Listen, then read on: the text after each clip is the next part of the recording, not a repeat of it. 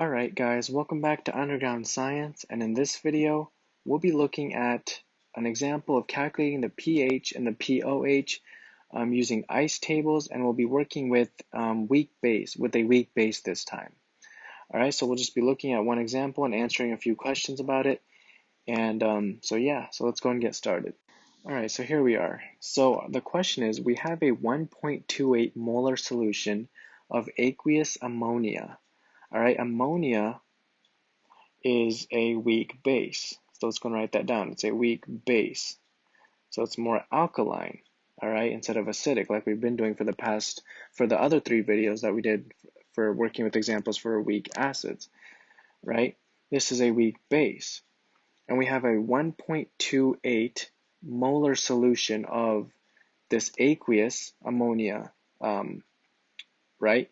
So we're gonna react this with water because we know because it's aqueous, right?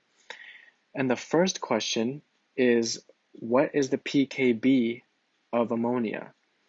So remember, pKb is a good way of identifying if that particular base is a strong base or a weak base, right? If the pKb is very low, that means that that whatever the base is, it's a really strong base. The lower the pKb, the stronger the base, because the higher the Kb value of that base, that means the lower the pKb value of the base, which means the lower the pOH, which means the higher the pH is. Alright, so the lower the pKb value, the stronger the base is.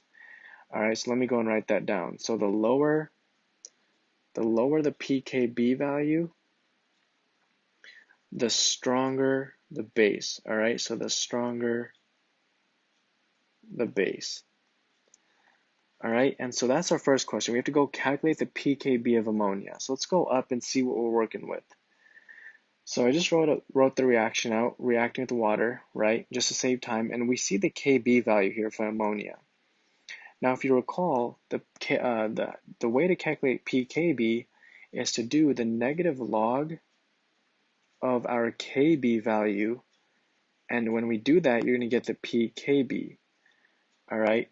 Well, we already have the Kb, so our work is done, right? So all we have to do now, so let's go on this side. We'll just do the negative log of 1.80 times 10 to the negative fifth. And by doing that, we will achieve our pKb value. So if you go and feed that into your calculator, or however you want to solve it, you should end up getting that the pKb value for ammonia is equal to around 4.745. All right, so around sorry about that, can't put my decimal, 4.745. All right, sweet, that's part A. So we're done with one of the three parts, right?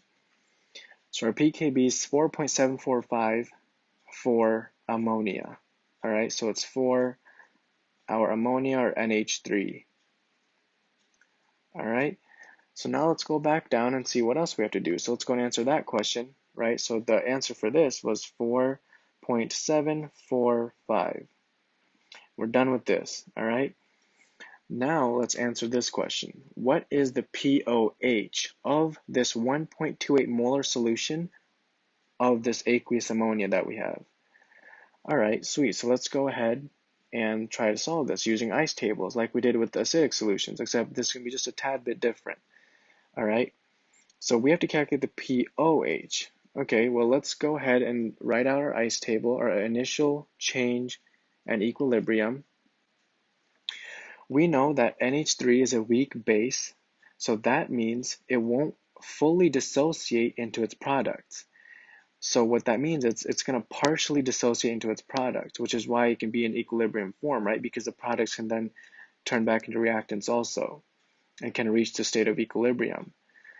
Okay, so let's go and write that down first. So first we know, let's go back to our problem, sorry about that. First we know that initially we're working with a 1.28 molar solution of ammonia, of aqueous ammonia. So let's go and write that down. So we're working with a 1.28 molar solution of ammonia initially, all right? And then we said that since it's a weak base, the ammonia will partially dissociate. So some concentration will dissociate into its products. Not all of it will because it's not a strong base. So some concentration of ammonia will dissociate into the product. We don't know how much. So we represent that by saying minus X, X being the unknown concentration that will dissociate into products. Now water's pH is neutral and its concentration doesn't change, and you'll see that it doesn't really affect our calculation of a pH, so we discard water out of everything. All right. Next, we look at our product side. Well, we said some concentration of ammonia will dissociate into the products. That means we will gain that same some concentration, that same unknown concentration, we'll gain that in the products. If we lose it here, we'll gain that same amount in the products. So here we can write plus X and plus X. Now initially, we don't have anything in our products because our reaction just started. So initially, we don't have anything in our product side. All right, now that we have whatever we have right now, we can go ahead and write the equilibrium part of the ice table. So what we have here is 1.28 minus X. Let me just go and separate this real quick. And what we have here is X and X. All right, well now we don't do what we did in our acid dissociation examples, right? When we worked with our weak acid, we did I think 3 videos on that, an example in each video. We're not working with a Ka anymore. We're not working with an acid anymore. We're working with a base. And we know that because we're producing OH minus groups in solution, which means this is going to be an alkaline solution. So if we're working with a base, a weak base, we're going to be working with Kb. So that's why we have to write our Kb value down, our base dissociation constant equation, not our acid dissociation constant. All right, so let's go ahead and do that. So now we have to write our Kb. All right, so our Kb is going to be Kb, right, is equal to the same thing as our Ka, right? It's going to be the products over the reactants. So it's going to be NH4 or ammonium cation, right, times our OH minus divided by our concentration of ammonia or NH3, which is our weak base. All right, sweet. Now what do we do?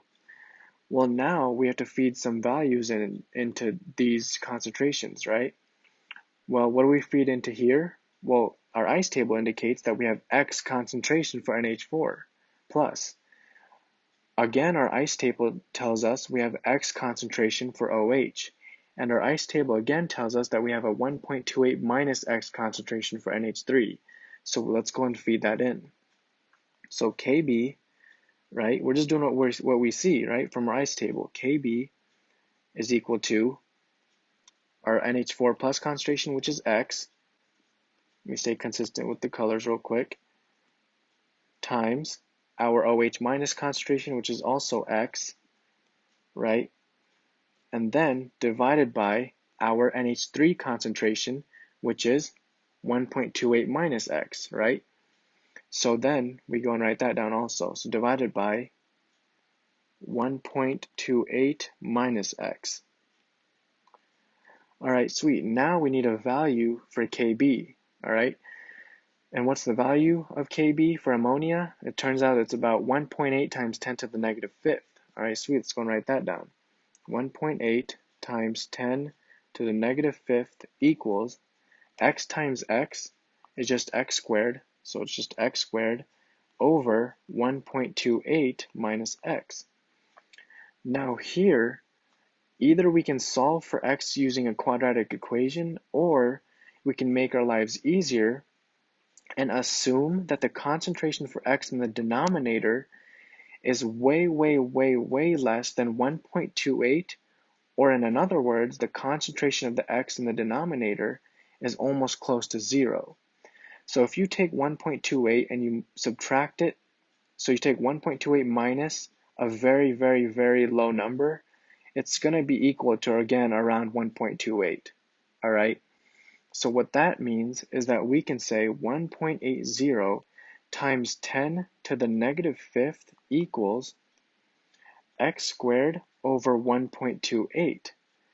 And then we just have to solve for x. So we're just going to come over here, right? So we're going to come over here and we're going to write 1.80 times 10 to the negative fifth multiplied by 1.28, and all of that is going to equal x squared. All right, and if you go ahead and multiply this out, you're going to get x squared equals about 2.3, wait one second, let me fix this x, all right? So it's going to equal to about 2.3 times 10 to the negative 5, all right, 10 to the negative fifth.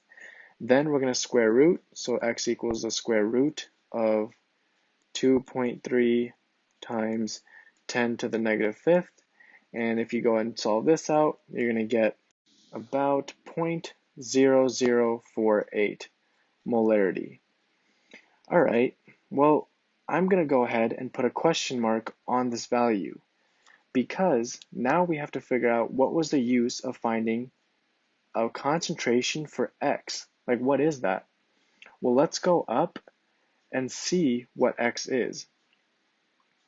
We're trying to find the pOH, right? That was part B of this problem. So if we're trying to find the pOH, let's go ahead and quickly say or state what the equation is to find the pOH. Remember, to find the pOH, you have to do negative log of the OH minus concentration to find the pOH, right? Well, where do we see an OH right here? Well, we see the OH minus concentration here. Now, let's go back and figure out what we can do with this x, right? This x value. Well, remember pOH, again, to find the pOH, we have to find negative log of the OH concentration to equal pOH, right? What does the ICE table tell us about the concentration of OH minus? It says that the concentration of OH minus is x. Well, didn't we just find x, right? We just found x. So that means that this is also the concentration for OH minus.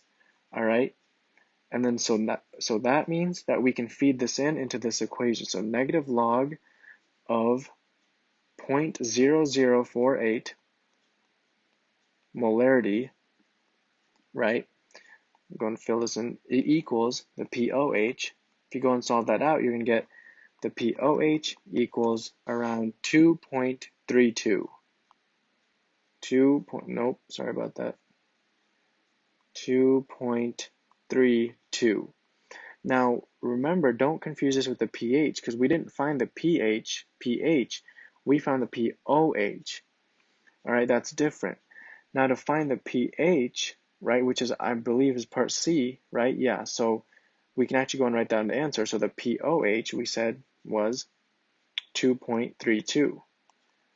All right, to find the pH, remember we talked about the pH scale where it's from 0 to 14. So to find the pH, we have to take the pOH. So here's the equation, right? So it's pH plus pOH equals 14.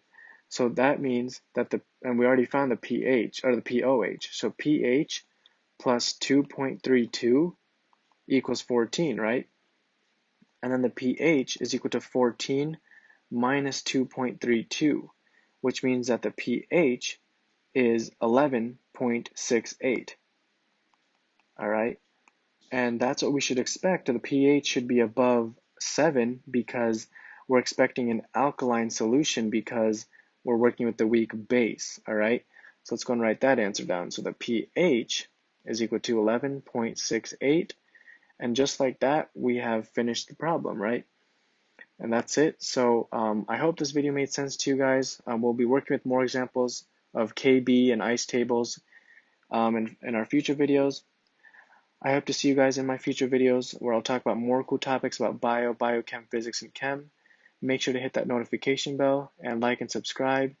See you guys later and stay safe.